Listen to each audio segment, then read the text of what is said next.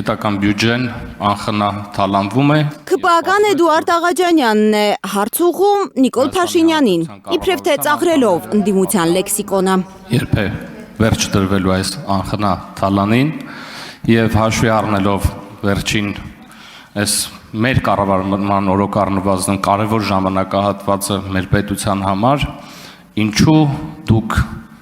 անվճար չեք աշխատում որպես վարչապետ։ Շատերի տպավորությամբ երեսպաշտության այս դրսևորումը շատ է դուր գալիս Փաշինյանին։ Նա հարցին պատասխանելու համար ամբիոնին է մոտենում, անթաքույց ծիծաղը դեմքին ու կրկնում է նախկինում ասածը։ 3 միլիարդ դրամ պետբյուջեից հանվել է պարգևավճարային ֆոնդի համար, որ ուժեղանա պետականությունը, անարատ լինեն պաշտոնյաները։ Պետական ինստիտուտները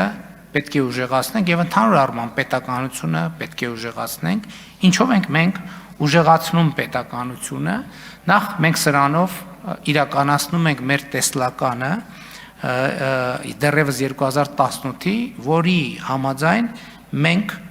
ուզում ենք ունենալ բառիս բուն իմաստով անարատ եւ որևէ կողմնակի ազդեցությունից զերծ պաշտոնյա։ Փաստորեն 3 միլիարդ դրամի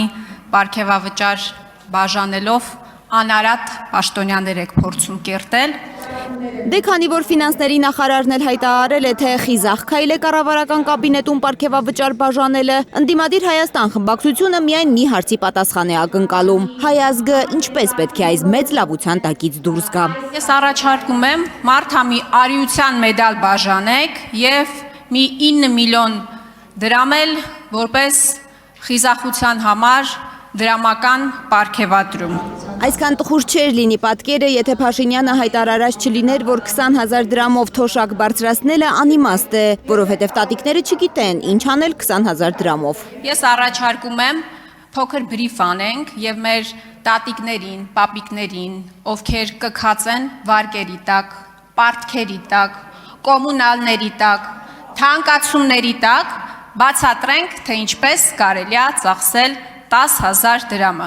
Ինչպես կարձագանքեք իմ այս առաջարկությանը եւ նաեւ հարց, ինչպիսի ճիքեր պահանջվեցին ձեզանից այդ խիզախ քայլին գնալու եւ տարեվերջին 3 միլիարդ դրամի պարգևավճար բաժանելու համար։ Շնորհակալ եմ։ Այդ 3 միլիարդը վստահաբար գոյացել է այդ թվում նախկինում ձեր եւ ձեր շրջապատի մարդկանց հարկերից խուսափելու մեխանիզմը գործարկելուց։ Դրա համար է, որ ձեզ տենց մռմռացրել է դա։ Նիկոլ Փաշինյանը հունից դուրս է գալիս ու սկսում անկանոն մեղադրանքներ շպրտել ընդդիմադիրների ուղղությամբ։ Այսօր ձեր խմբակցությունում էլ կա այդ ավանդույթը, որ ծրարով փողեր եք ստանում ձեր ղեկավարի կողմից, համենայն դեպս նախորդող շրջան եւ իմիջայլոց, ես ինչքան գիտեմ, քրեական գործեր կան, որ այդ թվում հանրապետության ղեկավարած անձի ընտանիքի անդամը, ասենք, այդ ճամպրուկով փողը մտնում էր կառավարություն կամ նախագահի աշխատակազմ ու բաներով, ասենք, օրինակ պատկերացնում եք, ինչ Հայաստանի Հանրապետության բարձրաստիճան պաշտոնյան մի հատ դուրս պրծուկից ծրարով փող ստանում, մի հատ էլ բան պետք է անի, երևի ձեռն էլ պետք է փաչեր։ Բայց սովորել եք, հա, որ օլիգարխները բանը դռները քացով տալով մտնեն պաշտոնյաների դուր, ոտերները կջարդենք։ Հələ թող մեկը պատշաճ հարգանքով չմոտենալ յուրաքանչյուր պետական օրգանի եւ պետական ինստիտուտի, ոտերները կջարդենք։ Պատշաճ հարգանքով մոտեցած Խաչատուր Սուքիասյանը ինչ է ասում Փաշինյանին։ Տեսախցիկները ձայնը չեն որսում։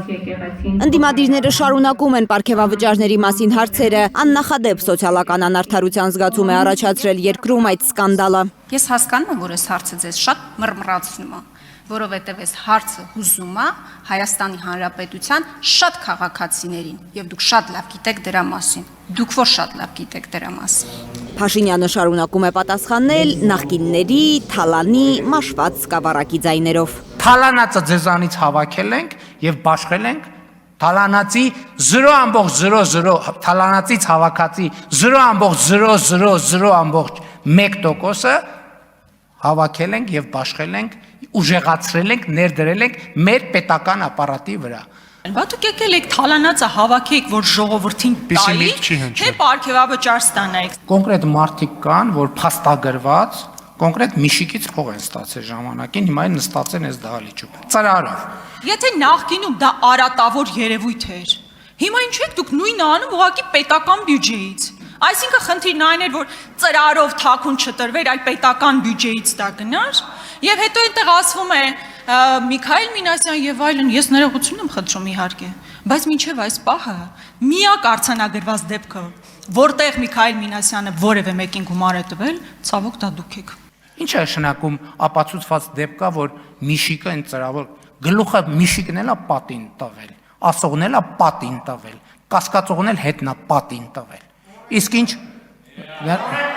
ասում եմ գլուխը պատին է տվել, ով տենց բան է ասում։ Ով որ տենց բան է ասում, ասում եմ դուս չտակ,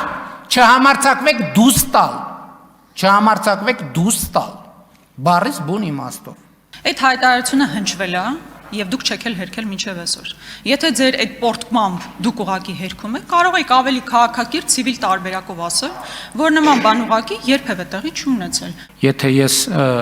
over react արեցի, ես դրա համար ներողություն եմ խնդրում, բայց ես իսկապես չեմ լսել տենց հայտարարություն։ Ես խնդրում եմ մեր աշխատակազմից ներկայացնի ինչ հայտարարության մասին է խոսքը։ Աշխատակազմին շատ ծառաբեռնեք, ասեմ ինչ ասել։ Երկու խմբագիր ենք, նախին հասկանանք ինչա։ Միքայել Մինասյանի դեմ անձնական բնույթի հոդվածներ չգրելու համար հայ փոստը պայմանագիր է կնքել հայկական ժամանակի հետ, bez վազրատ թերթը ընդունելու։ Նիկոլ Փաշինյանը, որ թվերի մեջ չկա, Ճիշտն ասած, այդ թվերի մեջ չկա։ հստակ գիտի 20,000 չէ, 1 միլիոնով է բարձրացրել թոշակները։ Եվ մենք թոշակառու տատիկներին ոչ թե 10,000, 100,000, 200,000, 500,000, 1 միլիոն դրամով ենք բարձրացրել Տիկին Ավանեսյան։ Առողջության ապահովագրության մասով։ Շարունակելու են ինքնապարգևադրվել աննախադեպ տնտեսական հաջողություններ գրանցող թիմի անդամները մի երկրում, որտեղ ամեն 5-րդը աղքատ է։ Լարա Արաքելյան, Կարինե Մանգասարյան, Նորայր Շարբաթյան, Արմեն Ապրեսյան, Հայլուշ։ Հայաստանում ու աշխարհում տեղի ունեցող իրադարձությունների մասին առաջինն իմանալու համար բաժանորդագրվեք մեր ալիքին, սեղմեք զանգակը, որ բաց չթողնեք ամենահրատապը, կարևորն ու հետաքրքիրը։